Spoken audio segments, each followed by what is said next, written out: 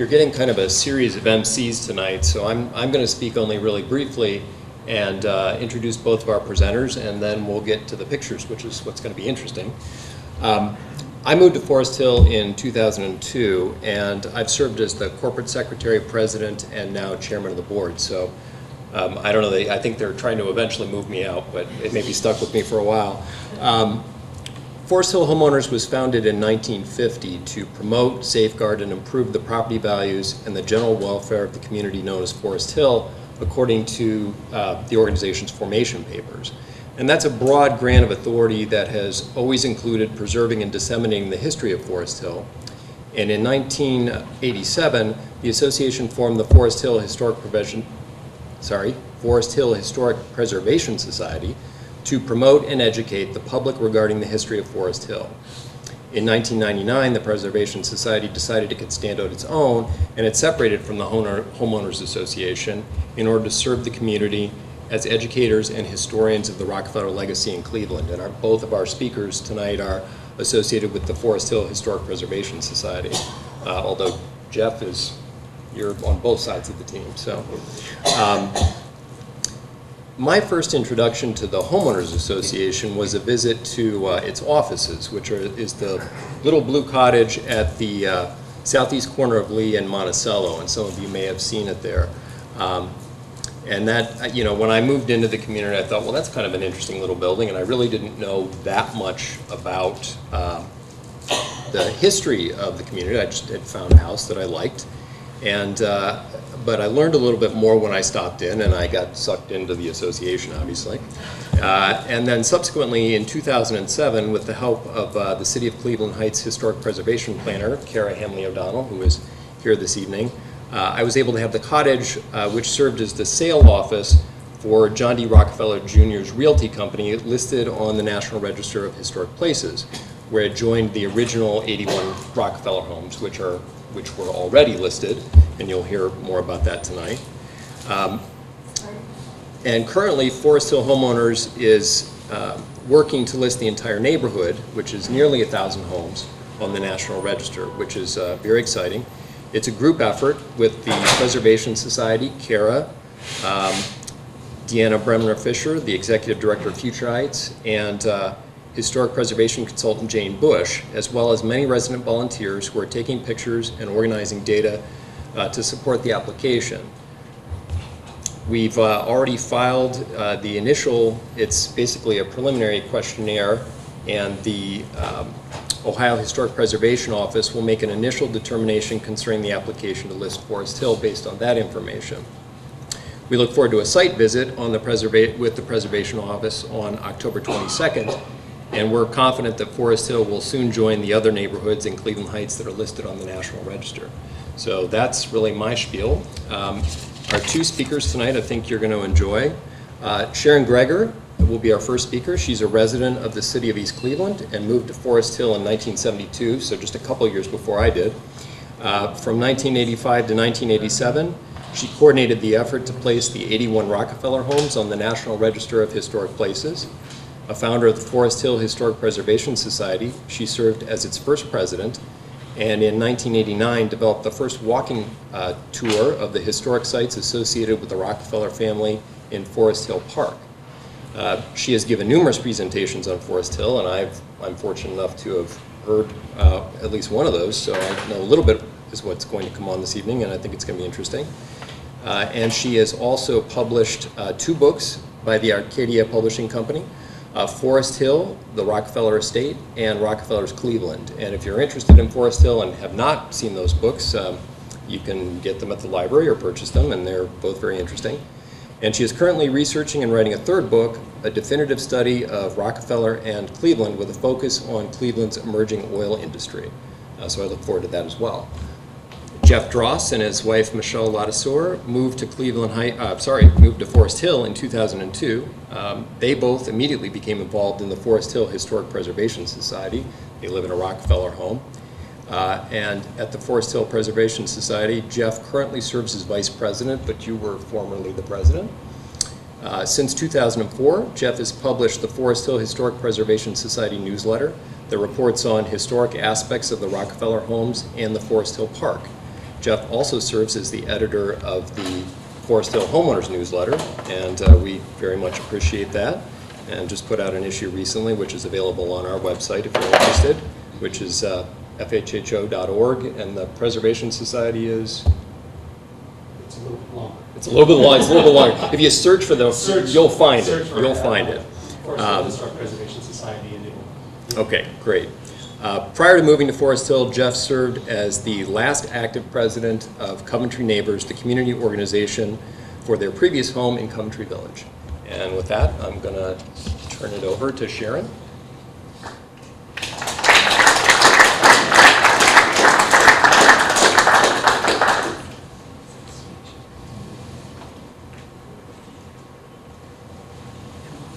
Yeah. Well, I say you're welcome to adjust it. Just everybody starts singing. Okay, take my glasses off so I can read.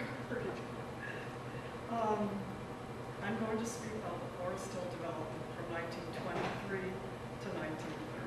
Can you speak up? The first slide, please. Try and turn the volume up here a bit. Okay, yeah, if you would do that. Yeah, go ahead and try to speak directly into that if you can.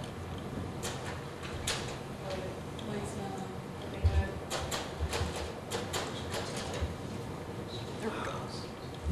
Great, thank you.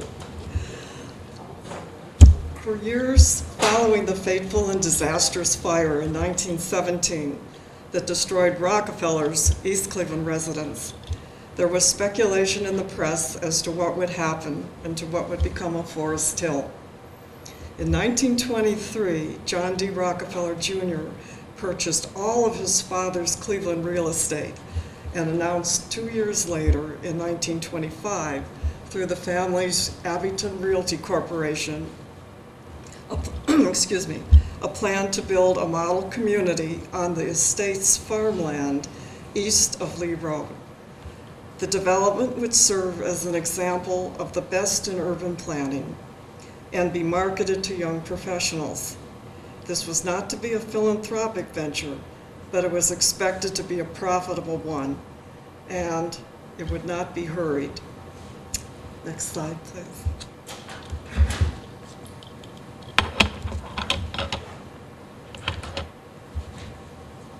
Rockefeller turned to New York architect Andrew J. Thomas.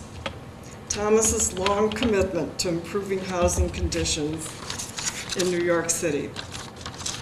He is credited with the concept of the garden apartment and his work on such Rockefeller projects as the Bayonne Housing Corporation in New Jersey, an apartment complex on York Avenue for employees of the Rockefeller Institute, and the Paul Lawrence Dunbar Apartments in Harlem, held him in good stead for a commission so closely associated with John D. Rockefeller Jr.'s boyhood.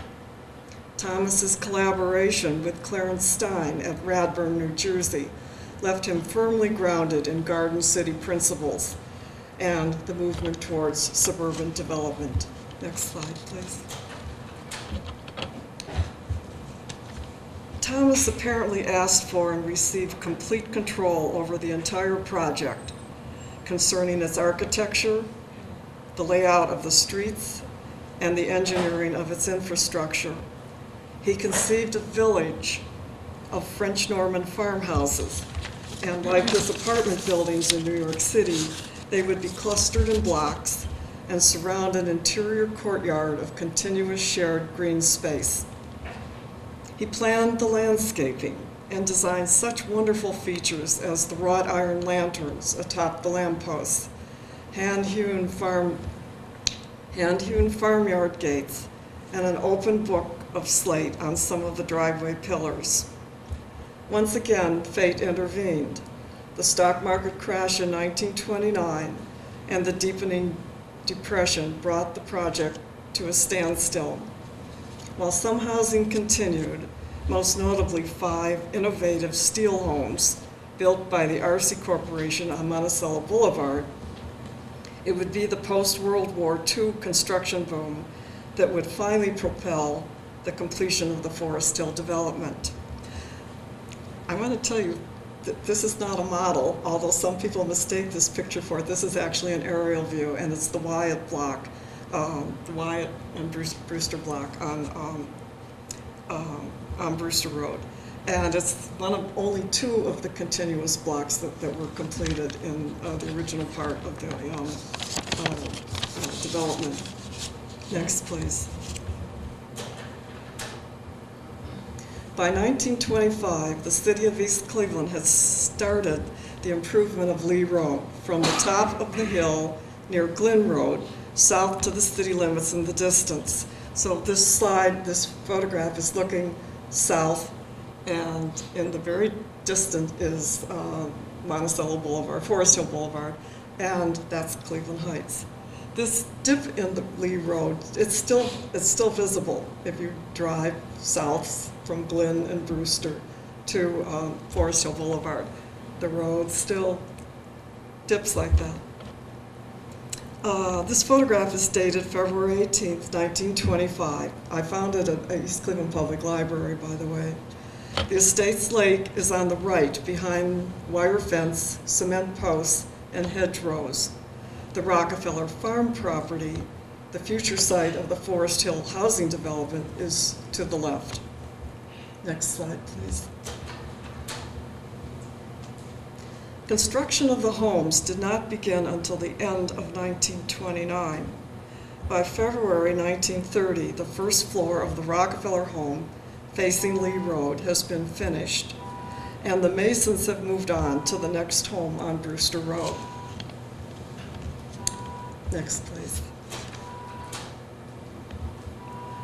This photograph was also taken in February 1930.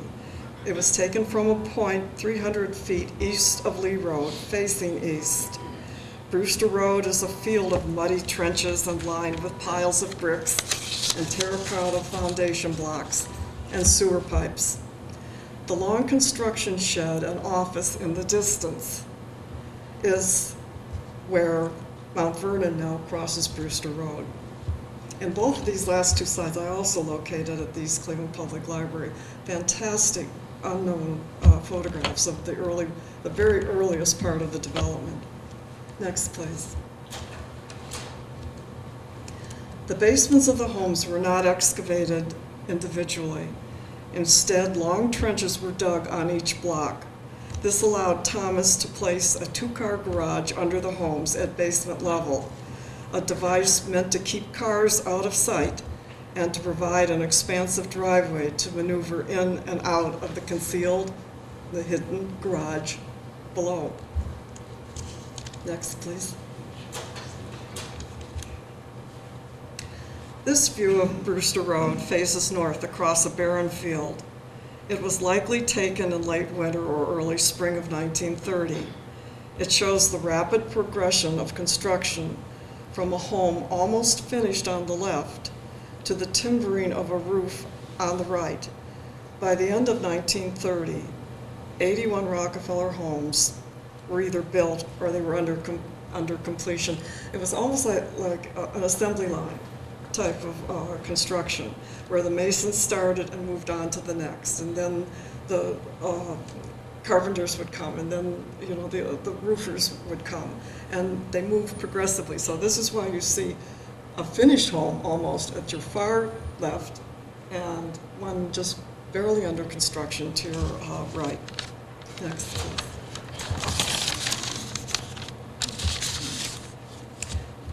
All of the Rockefeller homes were sold completely landscaped. Cole nurseries supplied the oak trees lining the streets of the development. Today, those trees are 100 years old or older, and they tower and arch over Brewster Road, creating a canopied vista from Lee to North Vale. Next, please. The previous photograph and this photograph, these 2 photographs together, appeared in Cole Nursery's 50th anniversary catalog in 1931. The caption read, "Cole's trucks moving 40 to 50-foot trees, average weight 7,000 pounds each, to the sensational Forest Hill development on the old Rockefeller estate in Cleveland. Over 500 mammoth truckloads of trees were delivered and planted here in only 1 month's time. Next, please. Next. The corner home at Brewster and Lee Road was probably, this is the only one that faces Lee Road, was probably the most photographed of all the 81 homes throughout the 1930s. It was the first home under construction and one of 4 that served as model homes.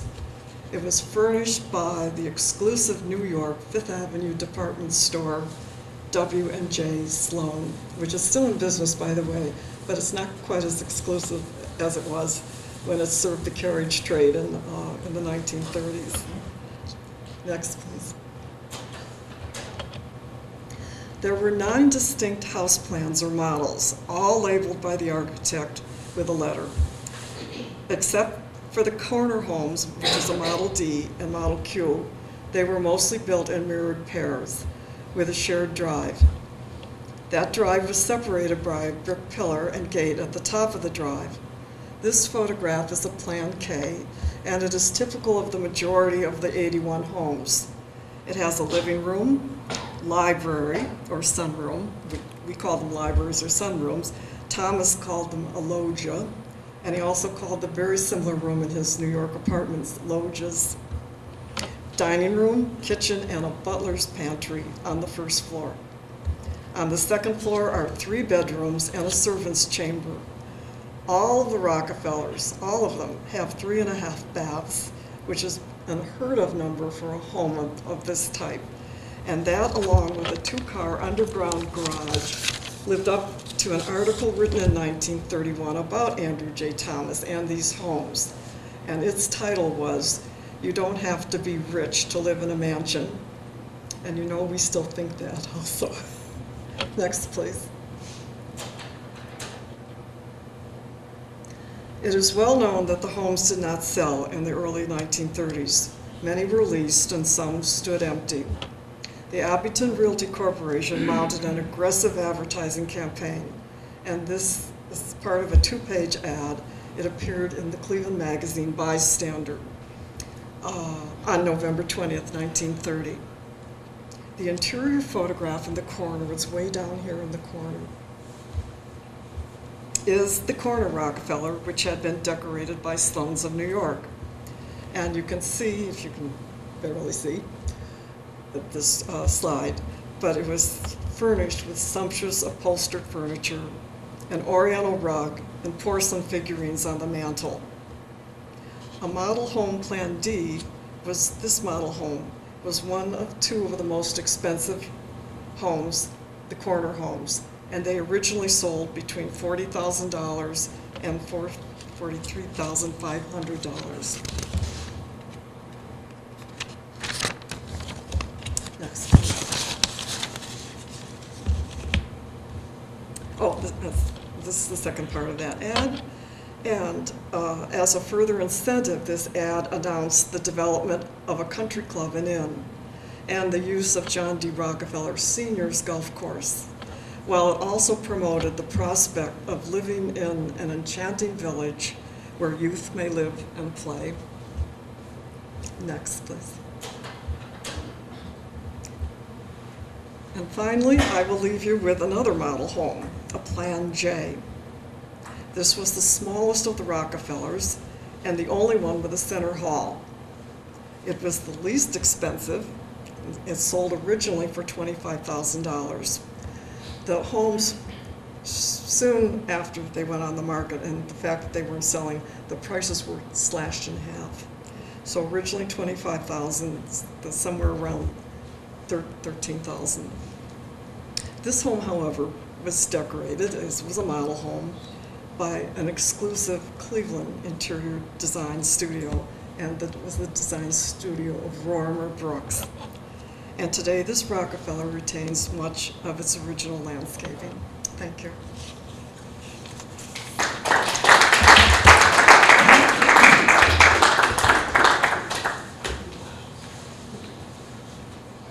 As we get set up here for the next speaker, I forgot to mention passing out pencils and paper. So if you have a question, write it down on a little note card, and we'll give it to our speakers. I also forgot to mention our partner this evening, provide our pencils and much more. The Cleveland Heights Landmark Commission, who's of course partnering with the library and the Historical Society to bring these to results. So thanks again. So hi everybody, I'm Jeff Dross. Can everybody hear me if I don't use the podium or microphone? Great. So, sorry. Yeah, that's right. Do you need me to do that? Let me ask him. Will that be okay if he just speaks from the front of the room? Yeah, I could actually put a lot of Durham real fast. Yeah, sure. That's fine. If you need it for the video, no problem. So just to remind you, I'm Jeff Dross. I'm the Vice President of the Forest Hill Historic Preservation Society. And like Christopher said, my wife and I moved here in 2002. We bought one of the Rockefeller homes. That's actually in Cleveland Heights. The majority of them are in East Cleveland. We bought one of them on Glen Road in Cleveland Heights. So I'm trying to stretch out some time while he finds a lapel mic for me. It's only for the video. I think you can hear. Are we going to turn this on? Yes. Oh, okay. Oh, I thought you got it in your hands.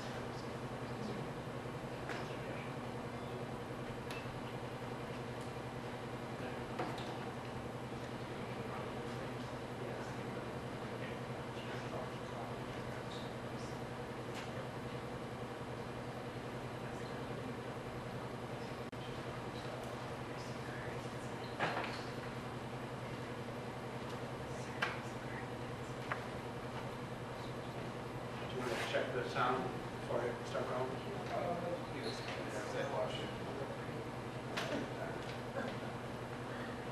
Test 1 2. Test 1 2. Oh, sorry. Yeah, you're good. Test 1 2. You good? Yeah. Okay, great. Yeah. Alrighty. So what I've done, I've decided to break this this conversation that we're going to have on the current or the more current pieces into three areas. We're going to talk about the area until 1948, where John D. Rockefeller Jr. and his organization maintained some involvement. We'll move then into 48 to 57, which are the George Roose years. He purchased the development from the Rockefellers. And then very briefly, we'll talk about the things post-Roose. So basically, as Sharon had indicated, the Rockefellers really did not sell. So they were reduced in price and ultimately sold at about half of the price. However, John D. Rockefeller did remain involved, and his advisor, Charles Haight, who's this gentleman right here, and James Jones, stayed involved. They tried to figure out ways that they could continue to make this a viable business effort. Between 1930 and 1936, as Sharon had indicated, no additional lots were sold. Sharon also indicated that the first thing that happened after the Rockefeller houses was the RC Corporation. So a local developer, B.J. McGarry, pulled in the RC Corporation to build homes in Forest Hill, using what was at the time a relatively innovative technique of steel construction. RC felt that he could build these homes for $5,000, which was actually a very good price at that time. It turned out that he was wrong. It cost him about $15,000 in order to build these. What we are let me just kind of position these for you. So here's the photograph that you may have seen of the Forest Hill development. We've got Lee Road running down here on the west side. Here's Glen, Taylor across the top, and Mayfield over there. And in this area is where we're talking about RC homes.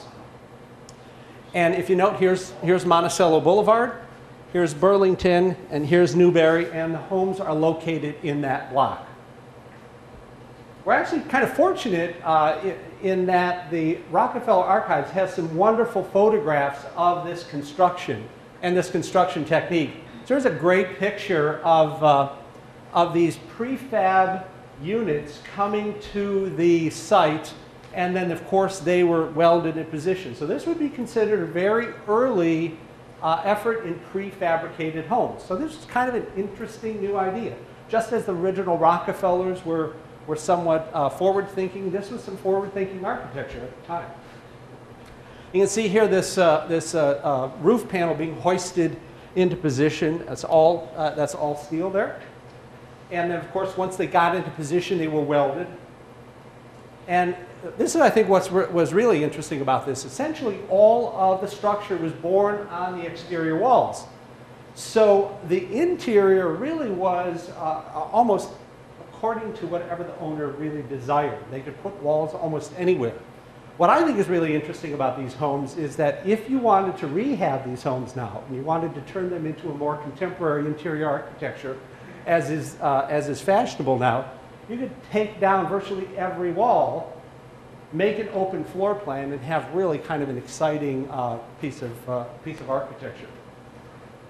So here's what the homes look like prior to putting the facade on. Of course, again, all steel. And here's an image that has the stone and the brickwork actually being applied or actually laid onto it. This is kind of the construction technique that's used for a skyscraper, if you will.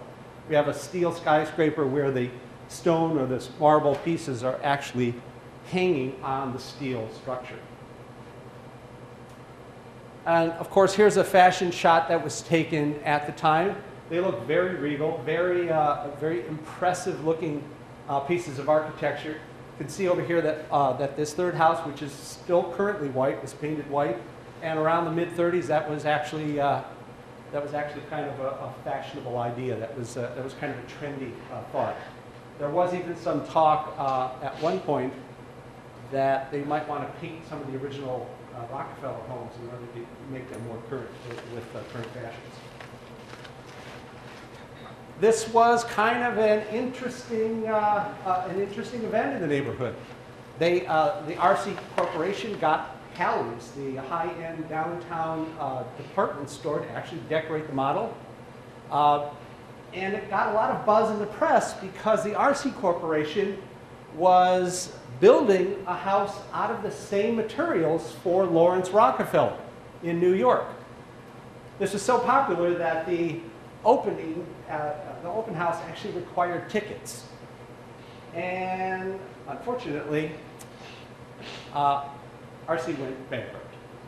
Probably has something to do with the fact that he thought he was building a $5,000 house, and he ended up having to build $15,000 houses. The 5 homes were taken over by Rockefeller's Abington Realtor, and they were placed on the market for $22,500 at the time. So I'm going to give you a little quiz, see if you're awake. I want you to see if you can guess which architectural feature is prevalent in all the homes built in Forest Hill, both the original Rockefeller pieces and all of the new pieces that have been constructed since. So what do you think? Slate roof, post and beam construction, copper gutters and downspouts, attached garage, asphalt drive, or mullion windows? Sharon, you can't answer this. So what do you think? Slate roof? Attached garage. Attached garage. Okay, how many slate roofs?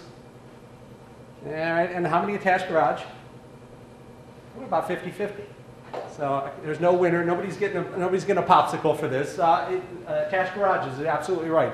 And most of them actually are 2-car attached garage. It's kind of interesting when you think about the fact that Rockefeller put a 2-car garage in a house designed in 1927, or at the end of the 20s. There's only a few 1-car garages on Newberry, as far as I can see, unless you know others. So, okay, back to our story. 1937. Abington decided that they were going to put a couple hundred of these lots on the market. And in 1937, the original sales office, as Christopher had indicated earlier, was originally located on the southeast corner of Brewster and Lee Road. So Brewster's right along here, Lee Road's across here. They moved it up Lee Road to the current location in 1937.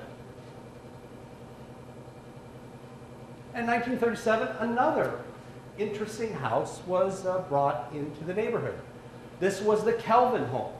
This was reportedly the first of 2 fully air-conditioned houses built in the Cleveland area. The second one was in Rocky River. This was built by the Kelvinator Company and their local Cleveland area distributor, the Oil Heating Devices Incorporated Company. Kelvinator at the time controlled 80% of the refrigeration in the United States. This was a huge company. They were absolutely the most dominant refrigeration company in America. This again caused another big buzz, another big stir. The WGAR radio actually brought in a Wurlitzer piano, put it in this house, and started doing broadcasts from this house to get excitement, get interest, and guess what? It didn't sell. At least not immediately. Another interesting house was built shortly after that. This is the General Electric house. This was, in theory, supposed to be the most completely electrified house in America. Of course, that was a promo statement. This was designed by architect Charles Hinman. You'll find that Charles Hinman's name is scattered throughout the neighborhood. And it was built by the Keys Troy Howe company, which actually is still in business. Right now, they're a commercial real estate management firm, primarily working in the Beechwood, Pepper Pike area of Cleveland. Finally, the Gunderson Shepherd Company, 1937-1938, they agreed to buy 2 lots on Q. And they had an option for 18 additional lots in that area. Sold them for around $3,000, and they built these, what were at the time very contemporary, very progressive pieces of architecture.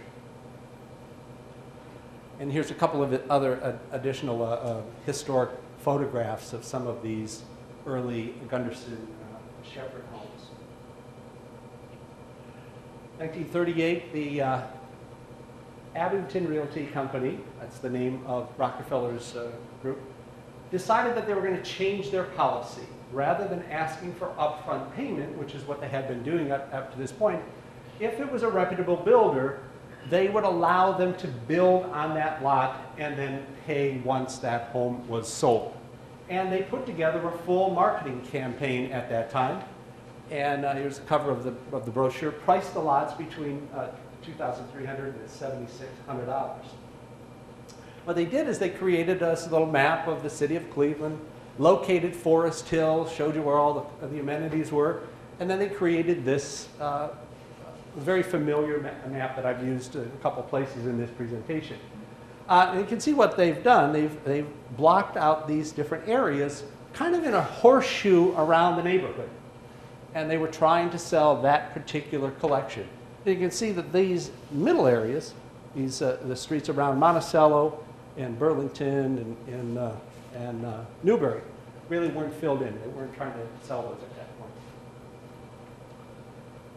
And they took each of these blocks, divided them into plots, and then priced out each of those particular lots in that area.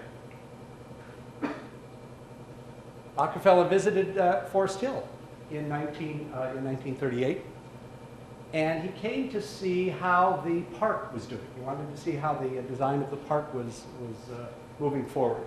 This is James Jones. He was the gentleman who was responsible for the development, and Jay Downer is the other gentleman. He was very encouraged what was happening in the park. Really liked how the park looked. Still liked the older homes.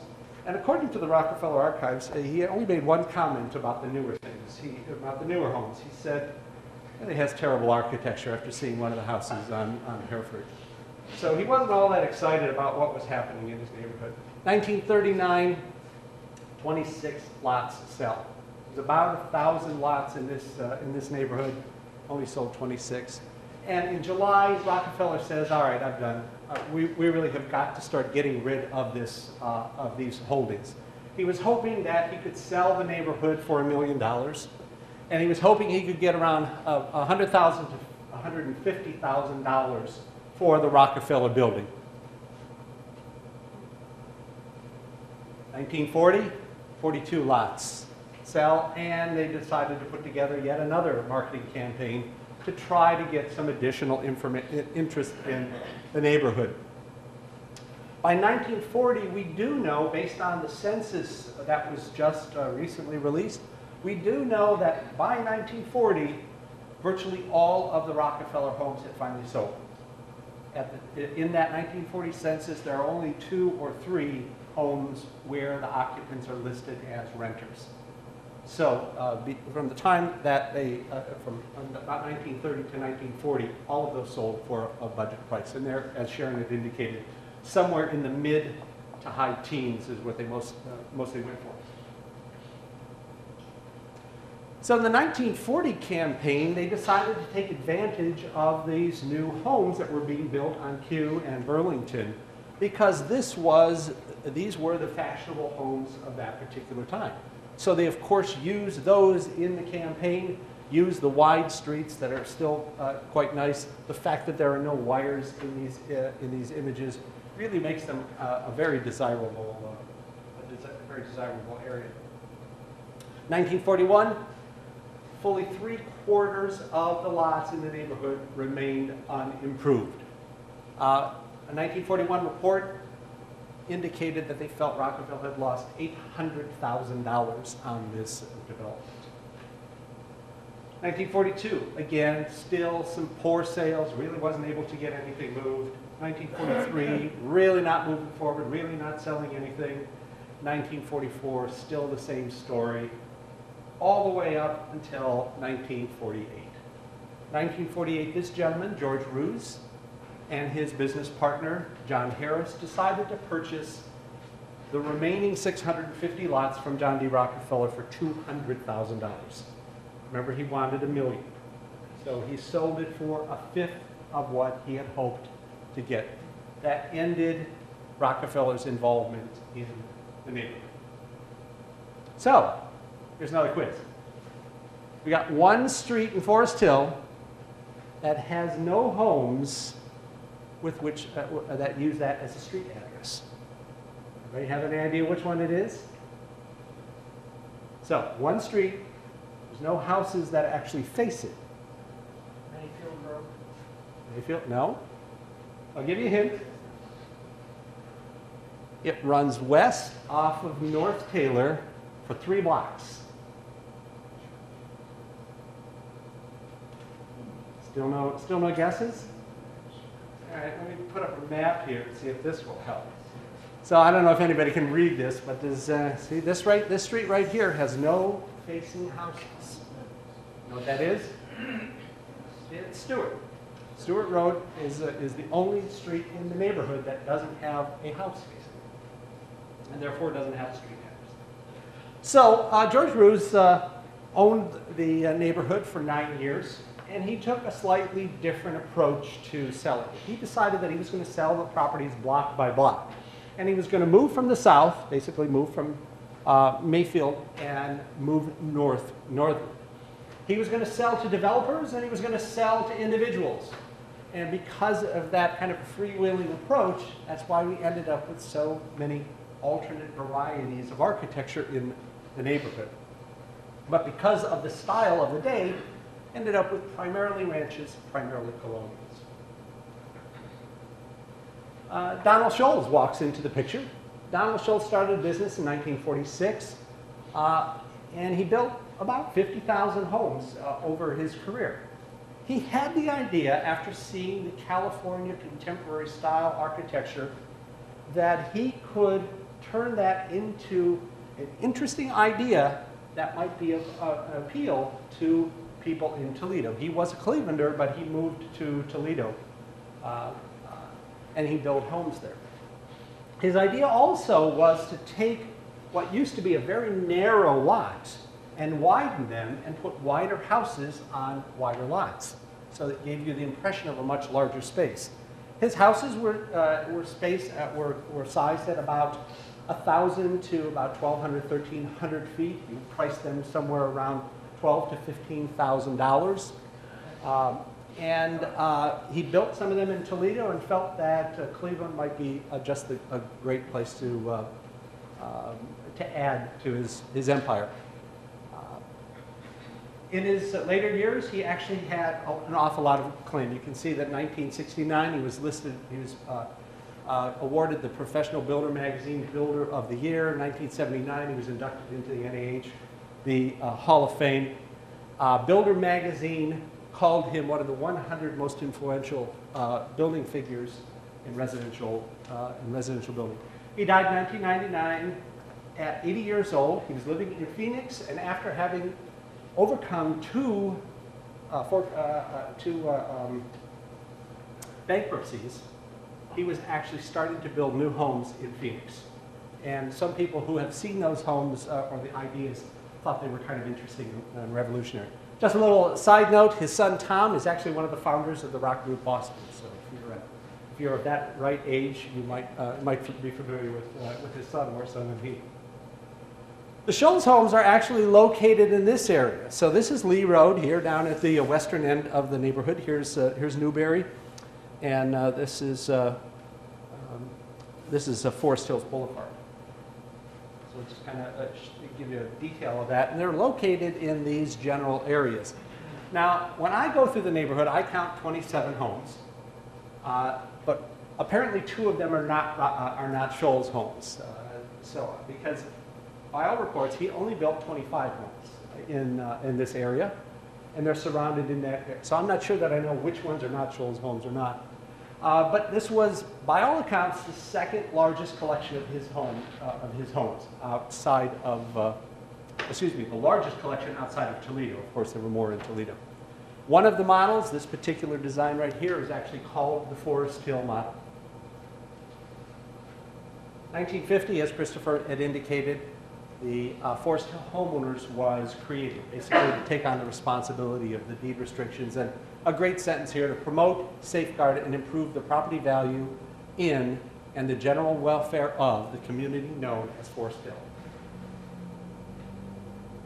1954, Albert Scrow decided that he was going to build some homes. Albert Scrow was influenced by Frank Lloyd Wright and some Asian influence, put 3 homes in the neighborhood. So again, we'll go back to this familiar map. In this general area here is where the Scrow homes are, and I'll go ahead and hone in on there. So of course, many people are familiar with this home at the corner of Burlington and Monticello. A little bit further up Monticello, there's another one, and on the corner of Burlington and Newberry is the 3rd Scrow home.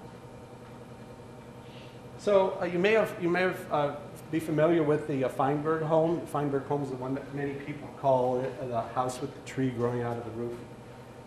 This house is kind of interesting in that it has 2 master suites inside.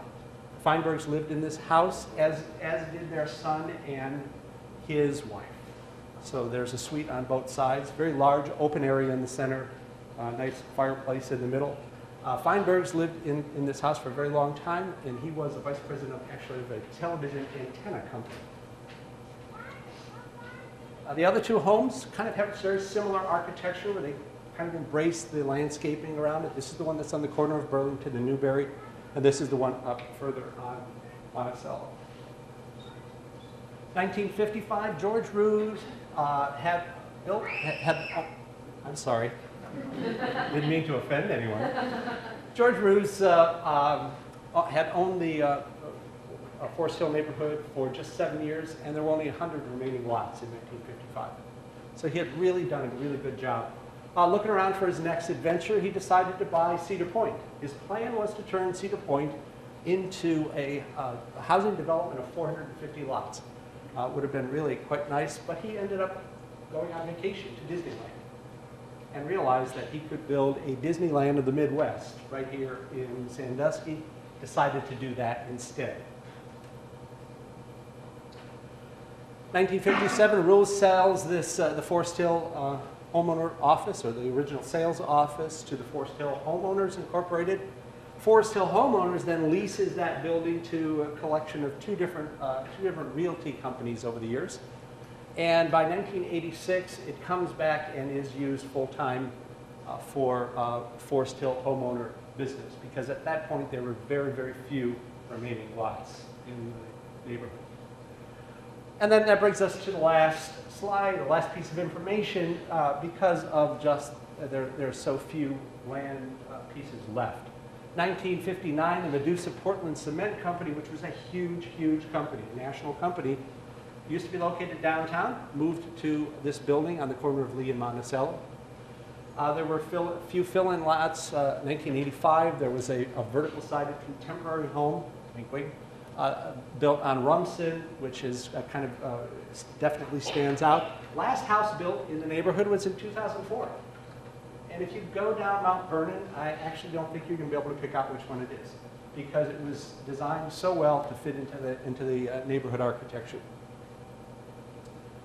So before I leave you, I'm going to just ask you one more quiz. Because, how many churches do you think are located in the Forest Hill neighborhood? 3. Anybody else have any opposites? Somebody else says 2. There are 3. You were right. That's pretty good. So what are the 3? Okay, Forest Hills Presbyterian. The church on Northdale and Taylor. Hope Lutheran. Yeah, pretty good. Well, that's the 3rd one. Church of Christ, Taylor and Mayfield. Church of Christ of Forest Hill. Yep, you're right. Very good. So you people know, you have an idea. You have your Forest Hill trivia. So Forest Hill after the original development. With Rockefeller's involvement, the neighborhood never really, unfortunately, came to full potential. I can only imagine what 600 of these Rockefeller homes would look like in the neighborhood. I think it would have been an amazing development that would have been looked upon probably nationally. George Roose ultimately developed a substantially different neighborhood than was originally envisioned. And the result is a wide variety of architecture, but they are actually held together with a very strong design backbone and real quality construction. With that, thank you very much. Hope this was a helpful presentation for you.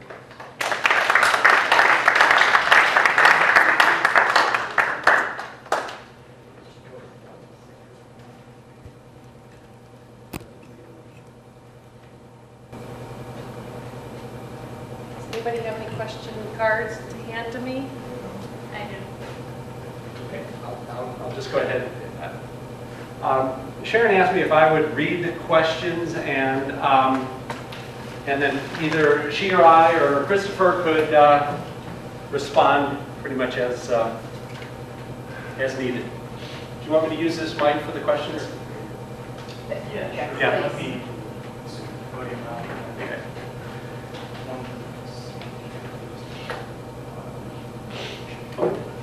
So where and why was the Rockefeller building built, and how was it used? You want to do that?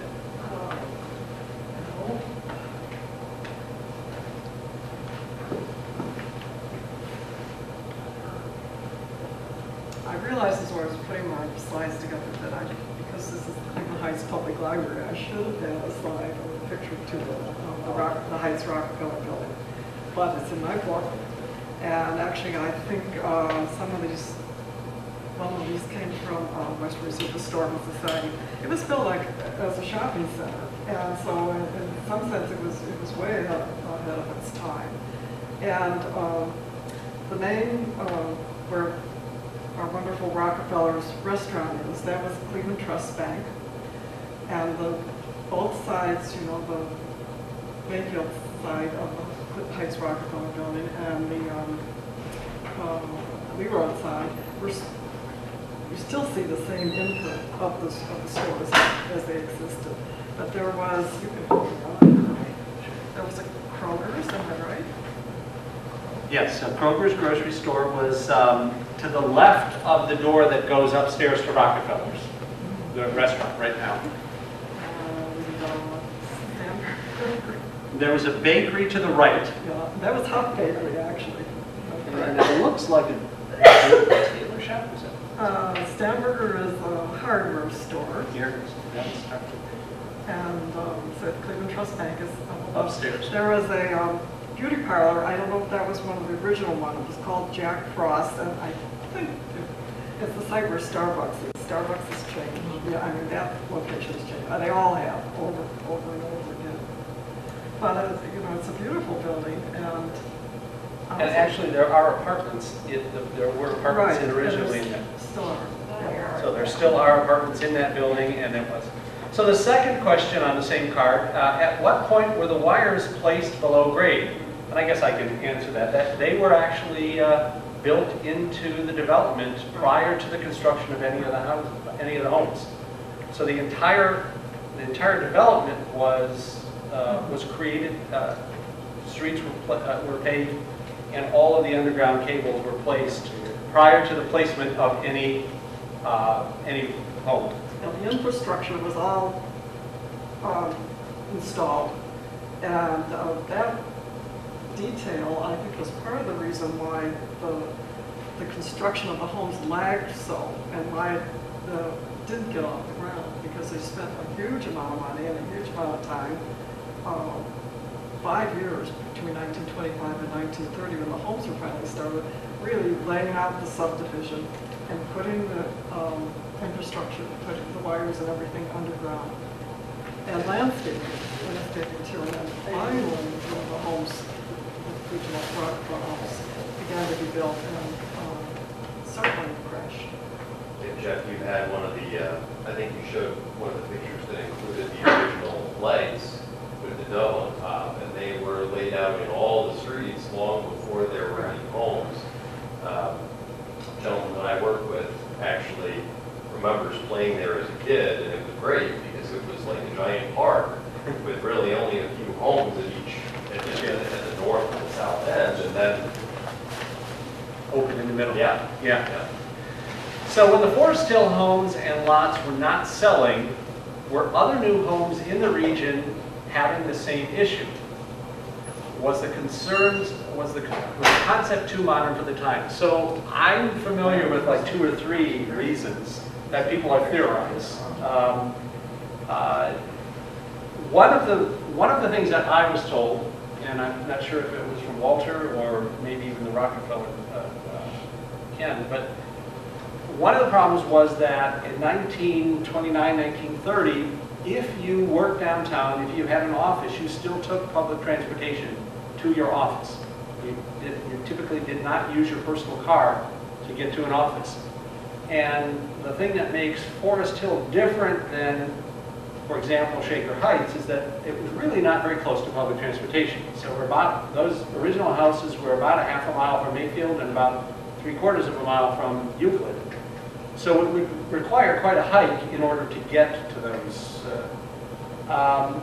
The second issue that we were told is that my particular house, the original price was $29,500 at a point in time where the homes were selling, an average home was selling at $7,000 to $8,000. So it was appealing to a very fine filter of available clients. And if they were looking at a house in Shaker Heights that had a train running right through the neighborhood, or a house in Forest Hill that was nowhere close to one. There actually was a chauffeur service, I think, for the original, some of the first owners of the Rockefeller homes that took the residents down to Euclid Avenue to the car barns, the Windermere car barns, and took a bus from there. And I also think that this is just from memory, that this chauffeur service then also took some of the first owners to shopping and ferried them around the city. Transportation was a problem. The competition with Shaker Heights, which of course was laid out, I think, around 1911 or earlier, and the fact that the homes were criticized as they all looked alike. So it ran into a lot of problems.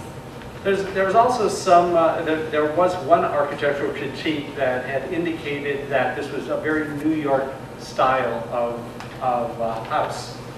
The interior of the homes has a very apartment feel to it, and Trina, who's somewhere here, just found a thesis that was written on the architect, and in that thesis there are some floor plans from some of the New York apartments that the architect designed, and you would swear they were Xeroxed from our floor plans. They're very, very similar to high-end. These were 4-bedroom, 5-bedroom, 3.5 bath apartments in New York. So it wasn't an inexpensive apartment, but it looked very much like the floor plans of our homes. Fortune magazine wrote a scathing article about the disaster of the Forest Hill was initially, and how Rockefeller was so unused, Jr. was so unused to failing, had failed in this. You know, we don't think so at this point. We love it, and we love the history, and we love the architecture, and we love the mixed bag of architecture in Forest Hill. But you can almost see, it's a very New York article also. Yeah. It's so critical, and it's having such fun criticizing John D. Rockefeller Jr. And it kind of makes us angry, I think. So why is Forest Hills Boulevard not Forest Hill Boulevard? Anyone who knows the answer to this, you can I'll buy you a popsicle. Because there are a few people, Trina, raise your hand, that have been on a hunt to try to figure this out. Trina and I actually went down to the county archives together to see if we could look at the 1930, 1925 plat plans, and it is Forest Hills way back in 1930. So my guess is a draftsman had a little extra time and he put an S on the drawing. It's very hard not to. I think we all do it. You know, add that as we're so used to Forest Hills, the tennis tournament in New York or in Queens. But also, when Forest Hills Boulevard went through the WPA, that was in 1936, and it went from Lee Road to Euclid Avenue. And when that was cut through, it actually followed the east branch of Dugway Brook, and Dugway Brook was culverted underneath that. But the WPA puts an F on their architectural plans, their engineering plans for Forest Hill Boulevard as early as 1936. So, and we had the black lines from 32. It goes back to the 20s, actually. 25? Yeah, it's very early. The only thing I thought of is that anyone who would call it Forest Hills had to be familiar with Forest Hills, I was thinking, in New York. It almost comes very automatically. What I was surprised, actually, that it was never corrected along the way. And it probably required an act of Congress to do that. Okay, so do you have to talk to both cities to deal with concerns of preservation and sales of Rockefeller homes? Are there any difficulties or tax issues? The only if you want to jump in on this one, you can. The only issues with Forest Hill is that it's one of the few areas in the city of Cleveland Heights and East Cleveland that has deed restrictions. So there are some deed restrictions that that support the maintenance of good architecture. So if you're going to change the roof, you have to get an approval and some guidance on that roof. Windows, don't want people taking the original historic windows out and replacing them with. But as far as taxes are concerned, really no issue. Just as long as you follow the requirements relative to the deed restrictions in the neighborhood. The deed restrictions, I think, will have served as well in the application to have the entire neighborhood listed, because when you do have a neighborhood listed, you have to look at homes to determine if they're quote-unquote non-contributing. And because most of the changes in Forest Hill have been architecturally sensitive, the vast majority of the homes would be eligible for listing on the National Register, so that should be good. Okay, so was the Heights Rockefeller building the only commercial building planned in Forest Hill? No, there was more planned where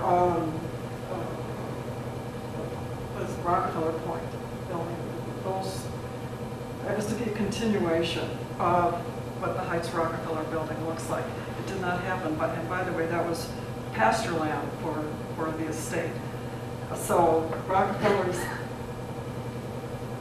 the Mayfield boundary of the actual estate went from Superior and Mayfield over to where the Rockefeller Point building is, over to where the Heights Rockefeller building is now. You can imagine that that should have been all a French Norman continuation of the shopping center, the Heights Rockefeller building. It didn't get completed. They built Montefiore right in the middle of that, though.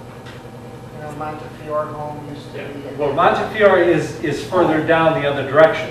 Montefiore had already been built by the time, you can see it in the aerial views. It really was out, and there, the area where the newer homes are, the Burlington area, those were required, some of that property was acquired piecemeal also after 1925. That the area that we know of with the newer homes, the Burlington area, was not a continuous property consortium in 1925. Rockefeller continued to, Jr., his Abington Realty Corporation, to buy other sites. Montefiore had already been purchased, and the Dean Dairy, which is that still a U-Haul right now? I'm not sure. But where Dean Dairy was, the building's still there. But that also was out of, that was not available.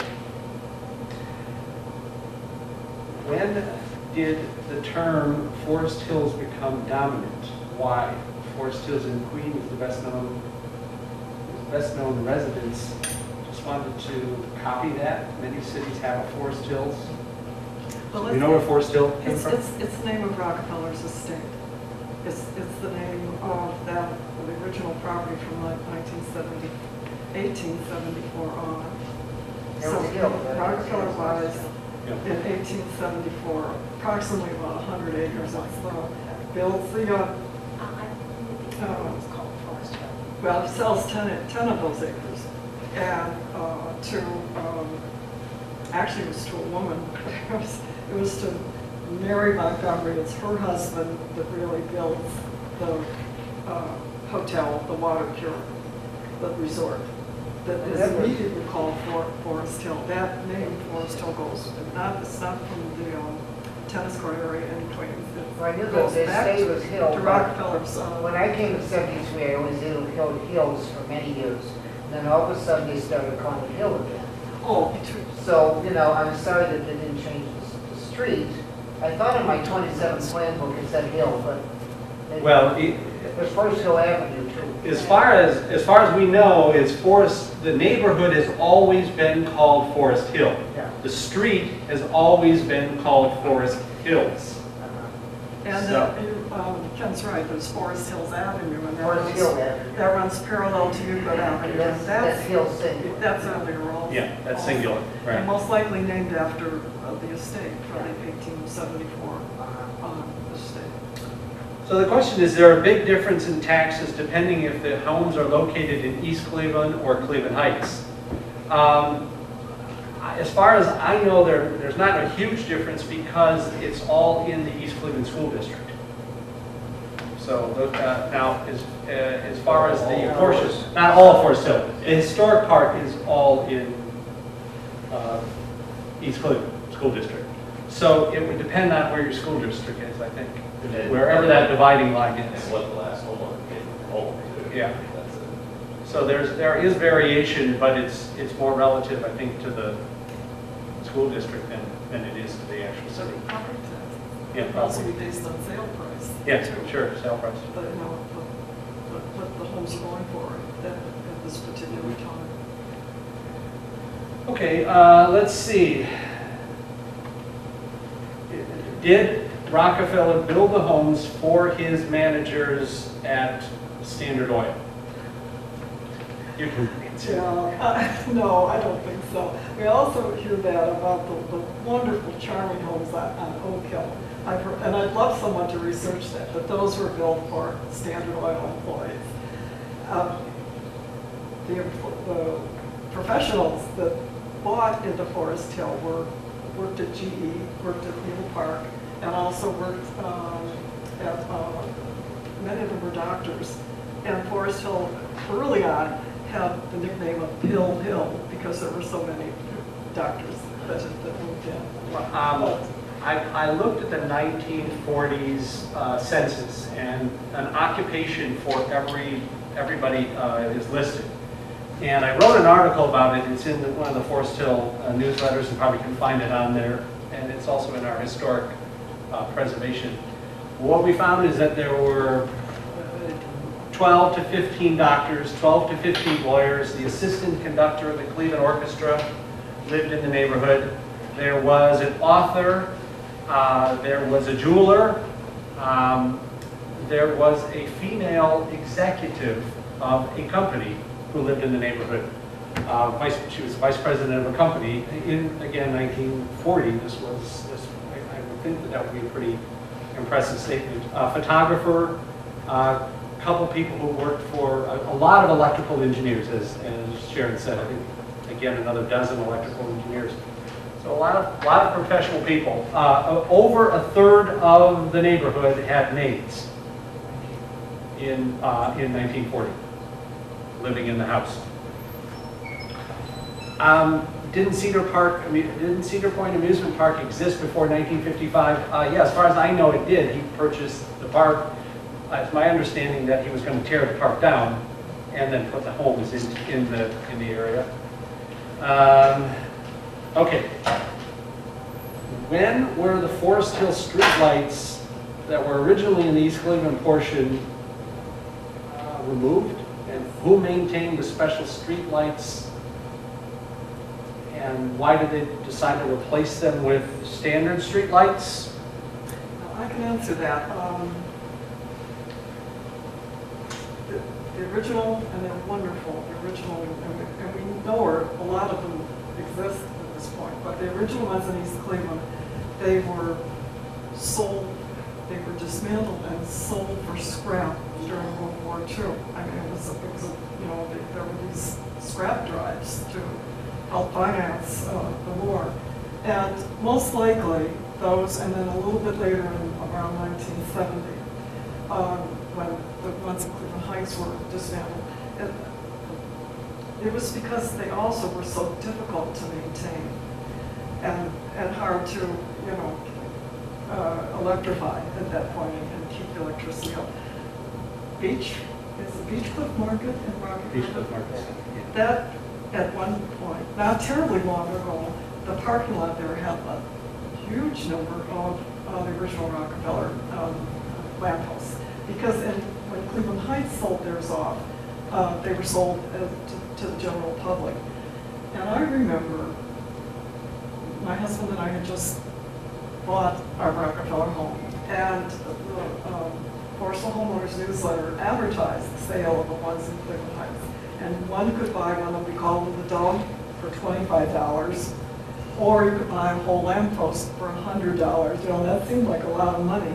Dutch Harley's bought an entire lamppost, and it's still in his backyard on Wyatt Road. There's about 7 of them in Shaker Heights. I'm going to say South Park. I'm not positive. There was one on North Park as you go down to University Circle. I understand. In fact, I think I've seen them. We took an inventory of these. We'll have to. And there's two on the old City Hall in Independence. They truncated them and turned them into wall mounts. And Moreland Hills, the country club, has several that line the road. There's one drive. I think they're still there. There's one drive into the country club. And it looks like the last question is, what year was the neighborhood, I guess, desegregated? So I suspect the first African-American family. We talked about it briefly. Yes, we did talk about that recently. Yeah.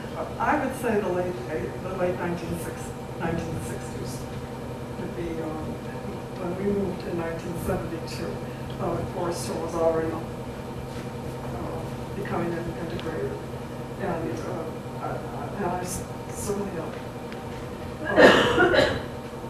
several African American friends and family. We're already Right. so the Neighbors. 60s. The bricks used in the Rockefeller homes, where did they come from? And what about matching those brick colors now? I'll tell you of the second part. She can answer the first part. They're hard to match. I had to replace a porch that unfortunately was falling down, and it's very difficult to get a match. We found something reasonably close. The pattern of brickwork is very stone intensive, very brick intensive. Every other course is an end course. So you're using about a third more bricks in the building than if you were to lay a normal course. So where do they come from? Yes, Andrew Thomas, as I said, he just had complete control over the original part of the development, and he apparently designed those bricks and commissioned them specially, and they were manufactured by a brick maker, brick company out of Canton, Ohio. Canton, Ohio was, as Cleveland was a center for brick making, and it was called the Metropolitan Brick Company, I believe, of Canton, Ohio. And as so many researchers and historians do, you try to contact people that have some sort of connection, and I believe I was able to contact a grandson of the founder of the Metropolitan Brick Company in Canton, Ohio. They actually, though, were manufactured in one of their plants in Pennsylvania. But they're wonderful, as the Heights Bicycle Coalition will attest, because as they came into my driveway August 27th, we pointed out the different colors of bricks. They're sanded also. So it was a special process, not only of how they were colored and fired, but they have a coating of sand, and they aged beautiful.